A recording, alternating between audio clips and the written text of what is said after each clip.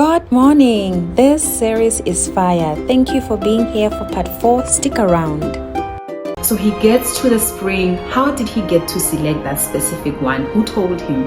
And as he gets there, he makes this prayer that really touches my heart. In 42, he narrates to how he got to that point. He says, that is in verse 42, I came today to the spring and said, O Lord, God of my master, Abraham, if now you are prospering the way that I go, behold, I am standing by the spring of water. Let the virgin who comes out to draw water, to whom I shall say, please give me a little water from your drink. And who will say to me, drink, and I will draw for your camels also. Let her be the woman whom the Lord has appointed for my master's son.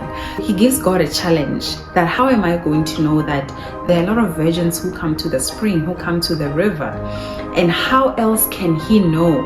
It cannot be in the physical. He cannot do any money, or he cannot just check the height or check the body size and just make an alignment. He had to involve God. Faith was already a thing. In Abraham's home, faith was a way of life. For him to go on this journey, for him to even pray, he already knew that the God of Abraham, the God of my master, makes things happen. As he calls onto the God of his master Abraham, he makes mentions of the things that he would like to identify this woman by. And lo and behold, God of orchestration was already in the story. He was already in the journey from the time the servant set out to go to this land. He was already orchestrating and making things happen even in Rebecca's life. Rebecca came out. Who made it possible for Rebecca to be there at that specific moment? How does it even happen that Rebecca can go to a point of being so kind, of being so full of service, that she says that the very thing that the servant was looking for, and she exhibits the very signs that the servant was looking for, unless God was in the story. Rebecca then comes, and as the servant of the Lord asks, it doesn't say that he asked 2 or 3 or 4 or 5. It happens that the one that he happens to ask becomes the one who is so open and so friendly and so full of humility that she offers the water not only to him but also to the camels. He asked for himself, and she went an extra mile, and going an extra mile secured her a husband. Going an extra mile secured her a godly man who had the promise of God and the purpose of God on his life, who was waiting for his bride to come. A beautiful thing happened. He was able to identify that this woman is the one that God has basically given him success.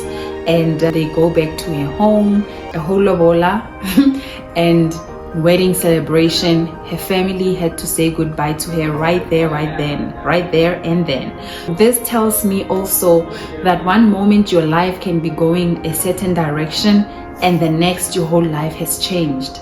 You might be watching this video now and you are single. You might be watching this video now and you are unemployed. You are at a point where you are waiting for something to happen, or you just got married, you have been married, you are looking to conceive, or you are starting a business, or you have been setting things in motion to start a business, or whatever it may be, even something that you are not thinking of. Because here Rebecca knew that she was in an age where she needs to be married, but I don't think, first of all, she wasn't even seeing anyone. Unlike in the case of Mary and Joseph, where Mary was betrothed to Joseph, or any other case. In this case, they were complete strangers. I wonder in this generation if there are still people who are open to arranged marriages. But if you ask me, if it's my father who is arranging my marriage, and in this case, when I'm saying my father, I mean God. If God becomes the one who arranges my marriage, I will say yes on any day. I will say yes, because then it means God will know who my Isaac is, and God would know where I fit in the story of Isaac and where he fits in my story.